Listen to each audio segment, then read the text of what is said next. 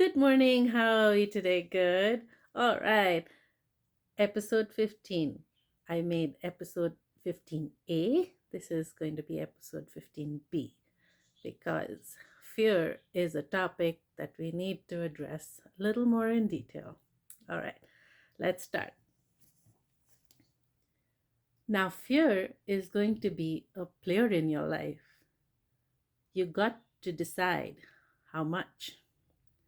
Spend your whole life imagining ghosts, worrying about the pathway to the future, but all there will be is what's happening here in the present. And the decisions we make in the moment are based on either love or fear. So many of us choose our path based on fear disguised as practicality. What we really want is really out of reach and ridiculous to accept. It is. So we never dare to ask the universe for it, which is true, right? It's not something, um, if you want to be a superstar, for a um, per, uh, regular person just to wake up one day and say, I want to be a superstar, it sounds a little ridiculous, and you don't know how to go about things, and you don't know how to do things, and you kind of feel that, you know what, I'll choose the practical way. Get a normal job, do normal things. So what he says in this line is, we never dare to ask the universe for it. So try asking the universe for what you want, and let's see where that takes us. But remember, don't forget your responsibilities. All right. So fear, the most important part of this is the decisions we make in the moment. And also when we choose, make our choices out of love or fear. Now, there's something I would like to discuss, uh, rather talk about, is my experience when I had a slip and fall from a skateboard. Random person, don't know. Now it doesn't even matter. It's been so many years. So, what happened was when I had that fall, I went through the roughest time of my life. Now, it was difficult in many different ways because I was dealing with pain, and I was dealing with my family was my children were small, and my husband stood up, took extra responsibilities, and um, stood up for the family, and was being really strong. Something what he did during that time was he started volunteering at um, the distress center, and he learned through those courses that when people have slip and falls or get are in an accident or something, how to deal with those problems that are created by our mind. Not created by us, it's created by our mind. Now, what he did was he not only volunteered, he took care of the family, he literally cooked every day, and took me to doctors as well.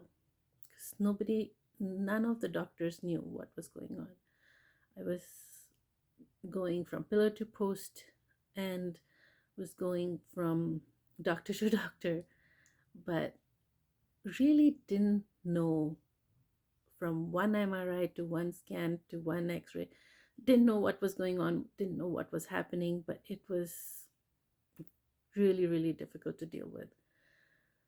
However, we have achieved, we have reached a time in our lives that I am alive and well.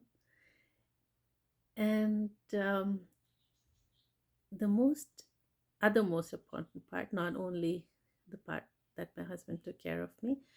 The other most important part here is our minds are so powerful that it will create unnecessary situations, and it will start connecting the dots.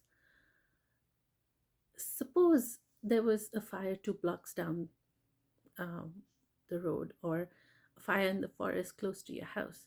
It'll connect the dots in your head that as if you're responsible for it, or an accident that happened, or anything that happened in the city or in the world. Your mind will start connecting. And it's not easy to get rid of those connections. It's not easy to just say, go away.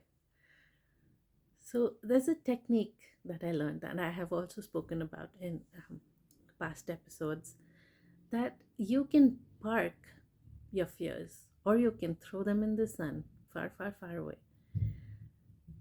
And that helps. That works.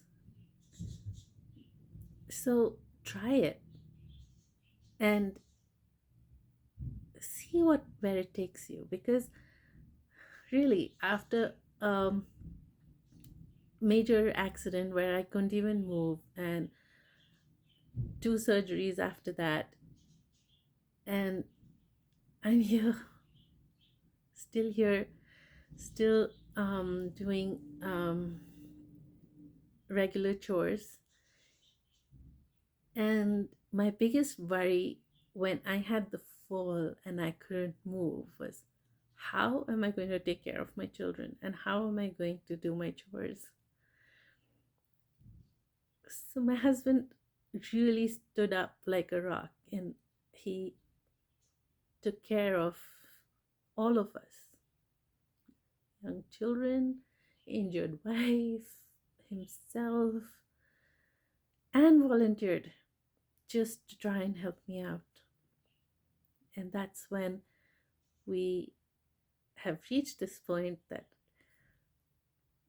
we're happy and we have achieved, we have come a long way. So, guys, it's not impossible. It's very, very difficult road. It's been at least 6, 7, maybe even 8 years. I don't remember anymore. I don't want to remember anymore. I don't want to count the years. I don't want to go that way. I don't want to look at that time of my life. Don't want to even sneak a peek. It's not going to work. So just letting you know that it's been a long road, a tough road, but all is well when it ends well. That's what is there. And it's not the end.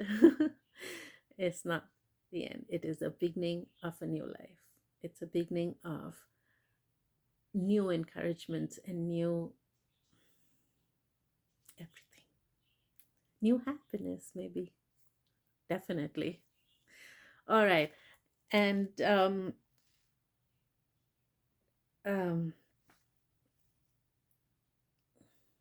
so the decisions that you make in the present is what um, we were also discussing, is that if my husband would have decided or thought that, you know what, it's not going to work anymore, or we should take a different path, or decided to, in any given point, he would have said, you know what, enough is enough, let's part. It would have been devastating. So, for everybody out there who has supported themselves or supported others or been there for family and friends, kudos. Especially dear husband, of course, I love you lots. And also, everybody who keeps asking me, why are you hang on to your husbands? You're overprotective. For everybody out there, I love him dearly, and this episode explains it all why I love him so much. All right, guys, have an awesome day. Don't forget to remember your blessings. Count your blessings. Thank God for your blessings. Thank you, Jim Carrey, for such an emotional, motivational speech. And thank you, dear husband, for bringing this speech to me. My life would have been completely different if you hadn't brought this speech to me. It really changed my life for the better. And, well, thank you. Have an awesome day, guys. See you soon.